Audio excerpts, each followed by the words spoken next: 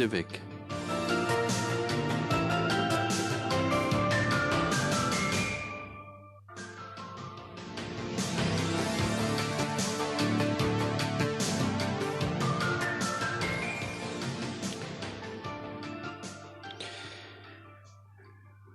Voilà, donc nous continuons ce temps du confinement, un temps difficile à vivre, et avec la durée, pour certains, peut se mêler aussi une certaine forme d'impatience.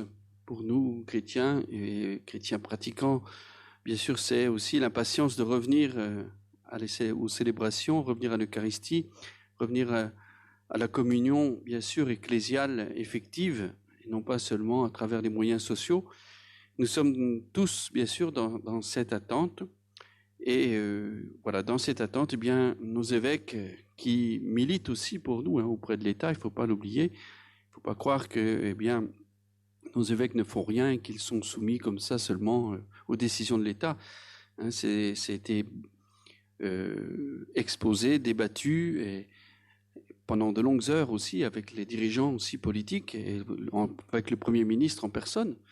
Mais voilà, bon, apparemment, l'État se veut extrêmement prudent par rapport à une reprise des cultes officiels, en tout cas. Donc, en tout cas, voilà, c'est pas propre à la France, c'est aussi en Italie et dans d'autres pays. J'entendais ce matin justement, en écoutant le Flash Info de Radio Vatican, où il parlait aussi de cette situation en Iran, où bien le déconfinement a eu lieu depuis les débuts d'avril, et les mosquées ont ouvert seulement début mai. Donc, vous voyez que même dans le monde musulman, c'est aussi un peu la même chose, la même situation. Alors, voilà, certains peuvent le penser aussi comme une injustice. Pourquoi, après tout, nous pouvons aller dans les magasins, nous pouvons aller faire nos courses, nous pouvons aller faire les files d'attente pour mettre un paquet à la poste ou je ne sais où, et nous ne pouvons pas participer pendant 20 minutes, une demi-heure à la messe, au moins pour la messe de semaine. Mais en tout cas, voilà, ça ne sert à rien de rester dans ces critiques, qui sont des critiques, si on y reste dedans, qui sont stériles au fond, qui ne servent à rien, si ce n'est à faire l'œuvre de notre ennemi commun, qui est le démon, et qui est celui que la Bible nomme d'ailleurs comme le diviseur, et qui se plaît à régner justement par la division. Et donc tout ce qui divise dans l'Église, pour lui, c'est une louange que l'on met dans les mains du démon. Donc nous ne sommes pas là pour favoriser l'œuvre de l'ennemi, mais au contraire pour nous mettre à l'écoute de ce que le Seigneur veut nous dire à travers cette épreuve, à travers ce que nous traversons. Et comment le vivre voilà, d'une façon qui réponde aussi justement à cette inspiration de l'Esprit Saint.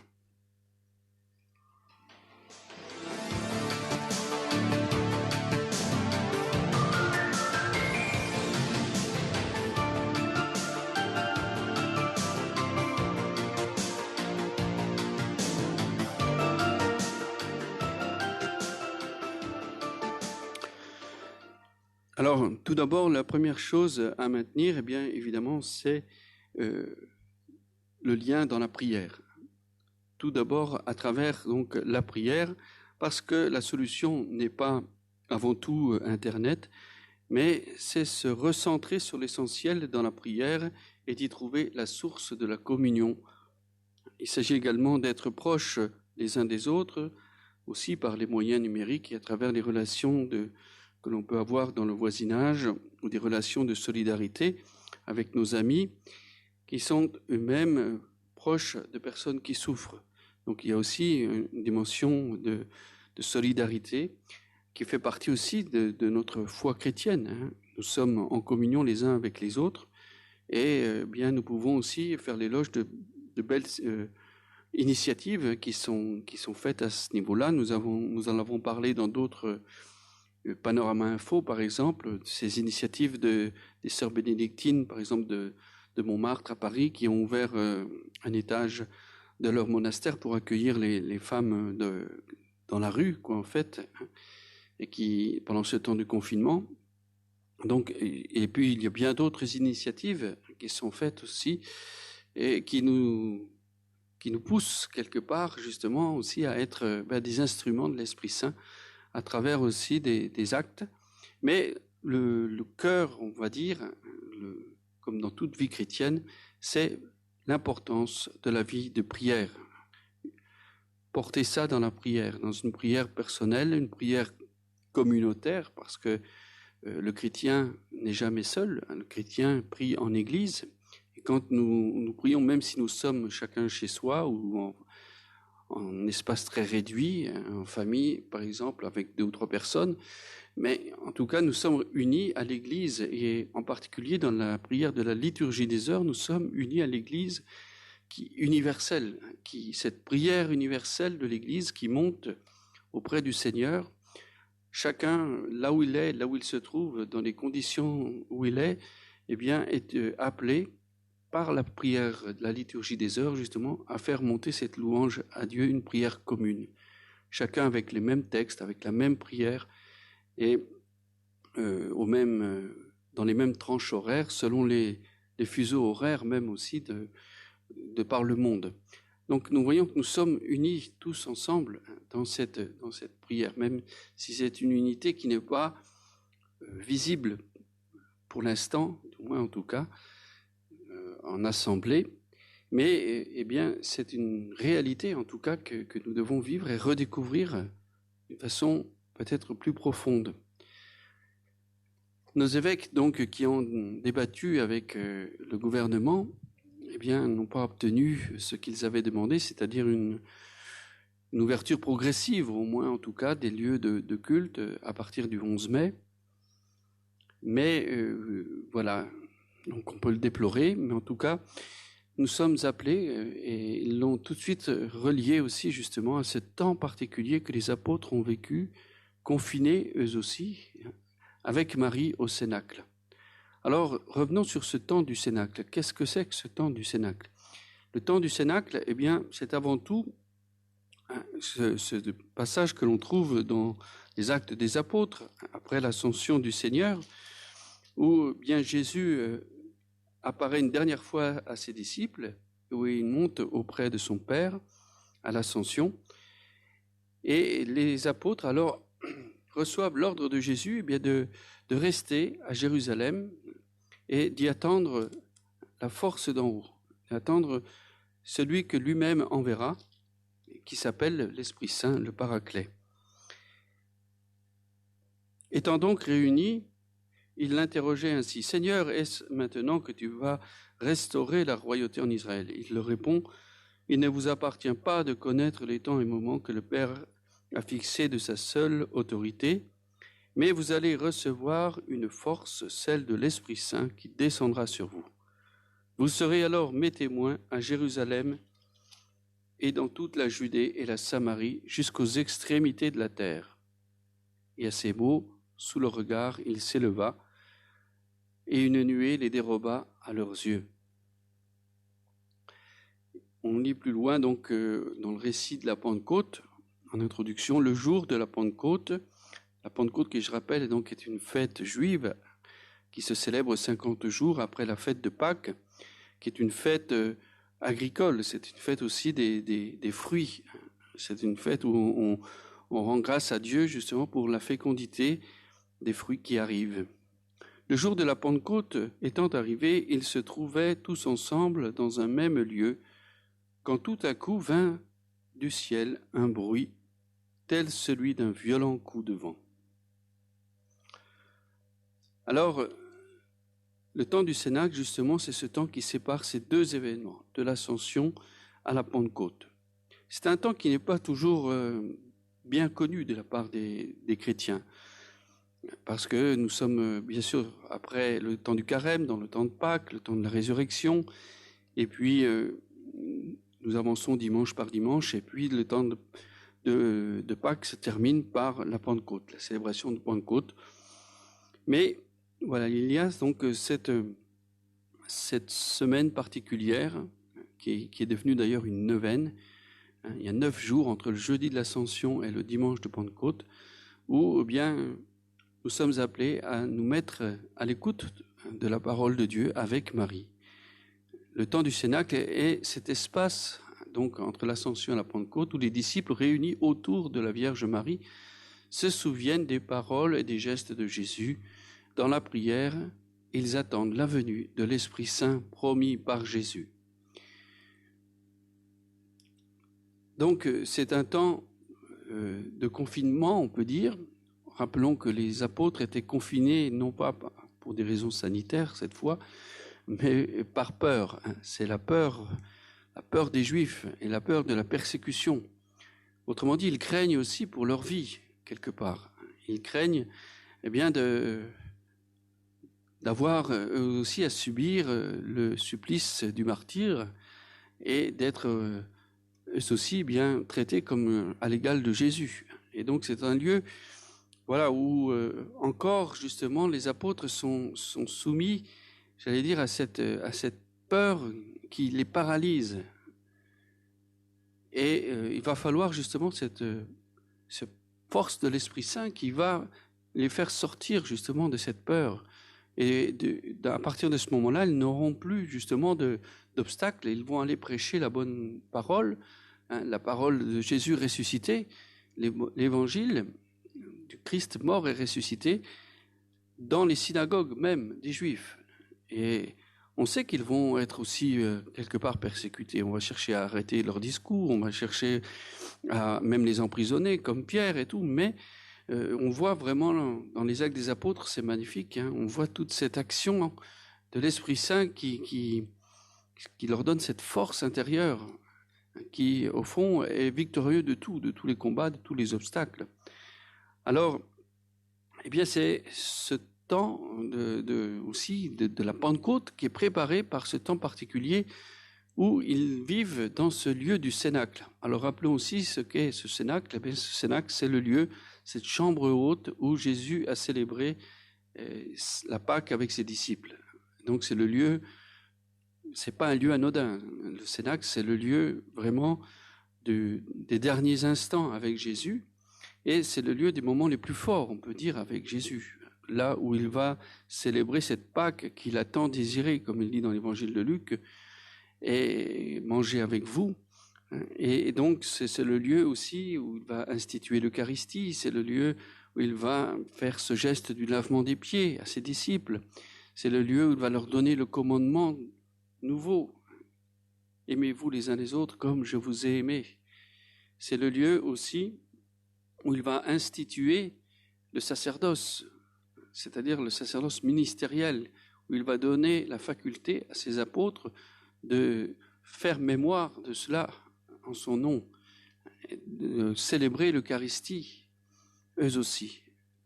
Faites cela en mémoire de moi. C'est la parole de Dieu qui est le fondement scripturaire pour le sacrement de l'ordre. Faites ceci en mémoire de moi. Et donc, c'est un lieu très fort que ce lieu du Cénacle. C'est ce lieu où, encore une fois, où tout s'est accompli quelque part. Et donc, c'est dans ce lieu qu'il se retrouve en prière, et il se retrouve en prière avec qui? Avec Marie.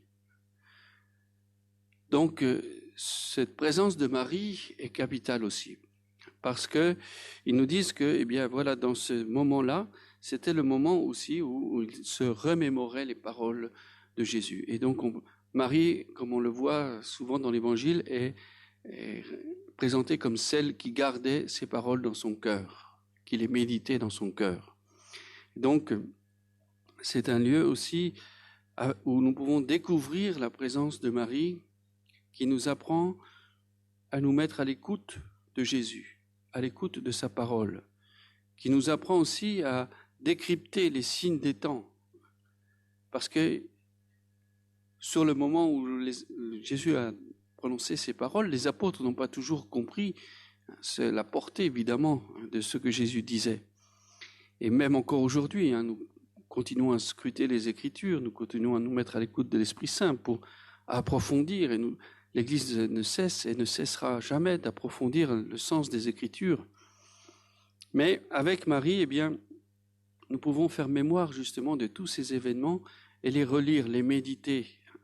La méditation, c'est comme on peut dire un rabâchage des paroles, mais pas un rabâchage extérieur, évidemment. C'est aussi une mendication de la parole, une assimilation de la parole, à l'image aussi d'un aliment qui doit être mâché pour qu'il soit aussi assimilable. Eh bien, la parole de Dieu aussi, elle doit être travaillée, broyée, mâchée, et ça, c'est tout le travail de la méditation. Ce travail qu'on fait aussi dans l'histoire de l'Église, beaucoup les moines évidemment, mais tout chrétien, c'est la richesse de Vatican II aussi, d'avoir ouvert cette dimension de cette rencontre personnelle avec Dieu dans l'Écriture sainte, pour nous nourrir justement de cette révélation, de cette parole qui est une parole vivante. Tant qu'elle reste écrite dans un livre, elle n'est pas vivante. Elle devient vivante quand elle est justement mastiquée, assimilée par nous. Donc cela, nous le vivons aussi avec Marie. Marie, elle nous apprend à cela. Donc nous pouvons concrètement nous mettre aussi en prière et prier aussi la Vierge Marie. Nous pouvons prier un chapelet, nous pouvons prier même une dizaine du chapelet, demander à Marie de nous aider à méditer. Et c'est au fond la prière du rosaire. C'est exactement ça, la prière du rosaire. La prière du rosaire, c'est méditer avec Marie les mystères de la vie du Christ. Nous pouvons reprendre chaque passage de la parole de Dieu qui correspond au mystère et puis nous le méditons durant la dizaine avec Marie. Donc dans une prière à la fois contemplative et une prière aussi nutritive pour notre foi. Donc nous vivons ce temps en compagnie donc de Marie, qui est celle aussi qui est choisie pour être la mère. Marie est mère du Christ, elle est mère du corps du Christ, elle va donner chair au Fils de Dieu, elle va donner cette chair qu'il est venu assumer, et nous le voyons dans la célébration du mystère de l'incarnation à Noël. Mais Marie est mère aussi du corps mystique du Christ, c'est-à-dire de l'Église. Et donc ce temps du Cénacle, on pourrait le mettre en parallèle aussi avec ce temps d'un enfantement, au fond. C'est un enfantement de l'Église. Et un enfantement qui est déjà dans les derniers mois de la grossesse, on va dire, qui est près de l'accouchement, justement. Et parce que, bien, l'accouchement, il arrivera très vite avec la Pentecôte, mais il faut qu'il y ait ce temps aussi avec Marie comme mère, justement, et bien qui est une présence aussi rassurante pour les apôtres. C'est une présence de celle qui n'a pas tremblé dans sa foi. C'est une présence de celle qui a été choisie par Dieu pour être l'instrument, le canal, comme le dit aussi Saint Louis-Marie Grignon de Montfort, ce canal qui rayonne sur le monde, et ce canal qui nous donne Jésus, son Fils. Et puis nous pouvons utiliser, comme le dit aussi Saint Louis-Marie Grignon de Montfort, ce même canal justement pour remonter vers Dieu. Donc quand nous passons par Marie, nous utilisons le moyen même que Dieu lui-même a choisi pour se donner à nous. Donc Marie est cette présence à la fois rassurante, apaisante, méditative avec les apôtres.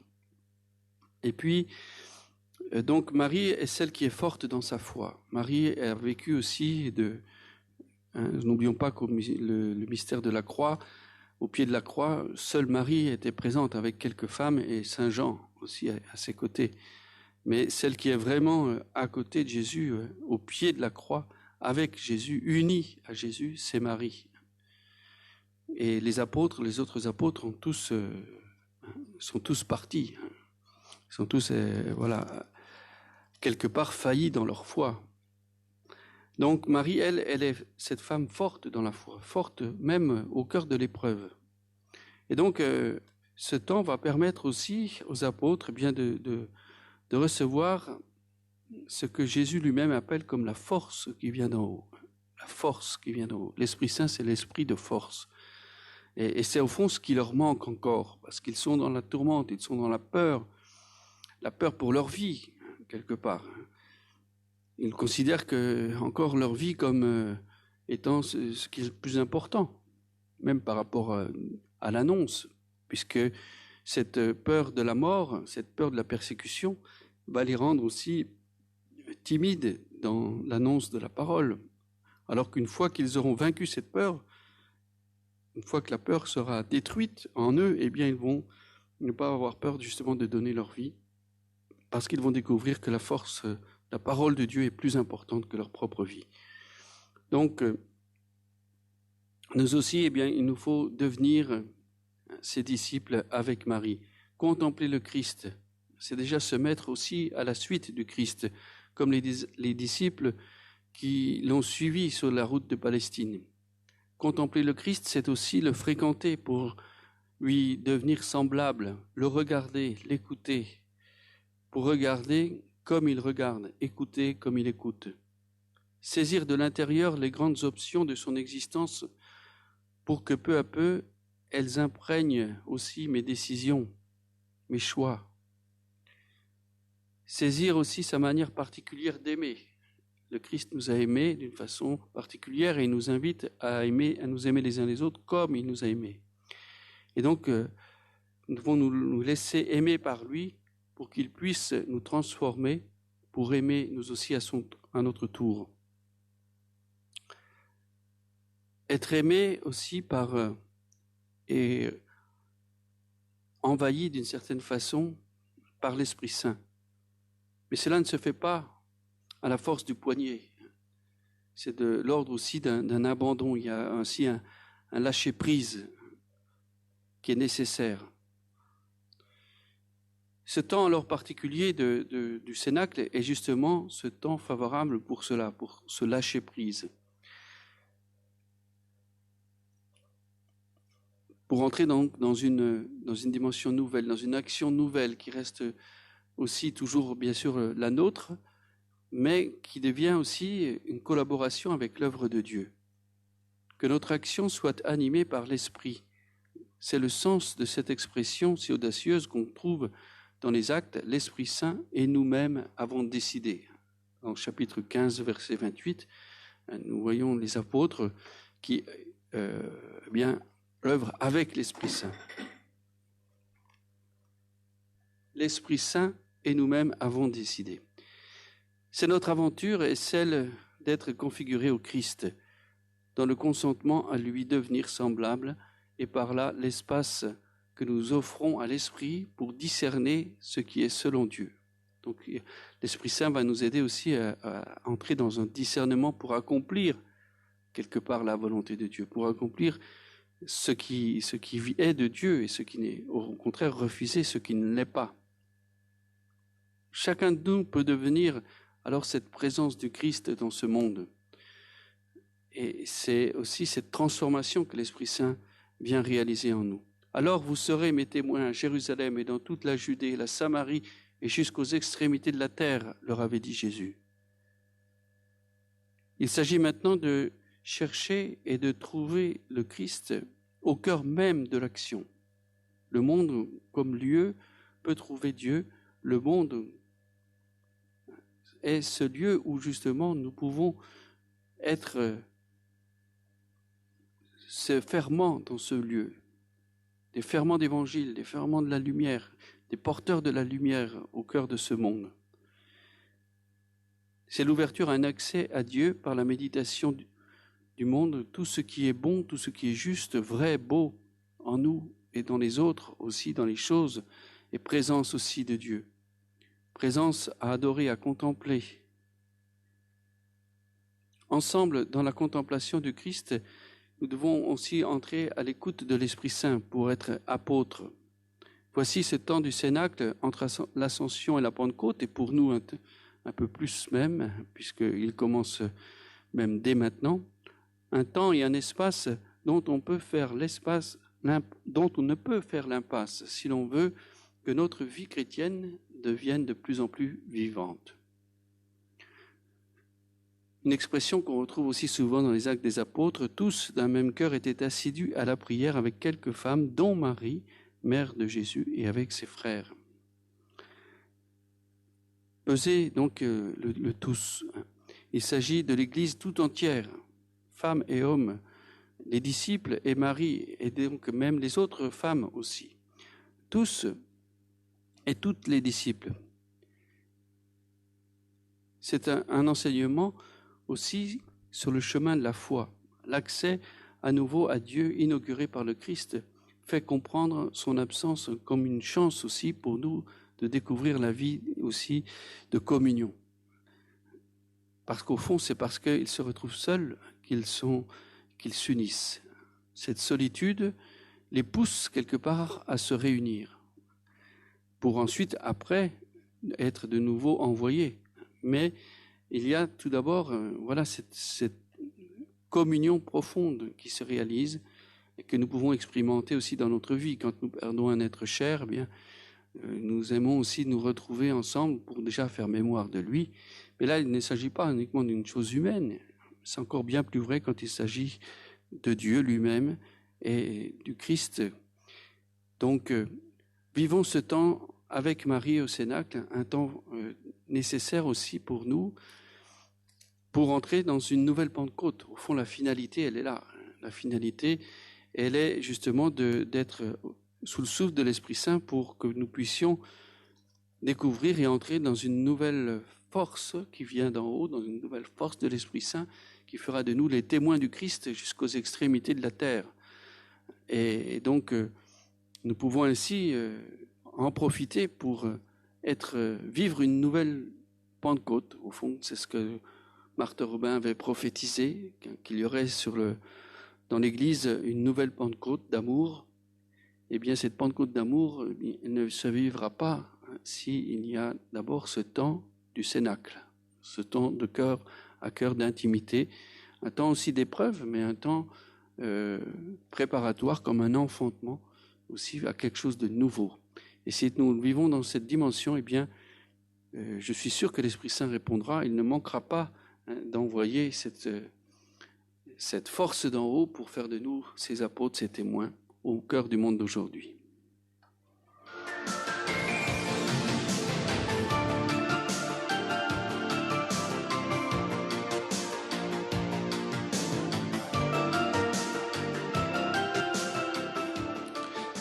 Voilà, nous terminons ainsi notre panorama info de ce jour. Et donc, je vous souhaite une bonne continuation à l'écoute des programmes de radio Salve Regina.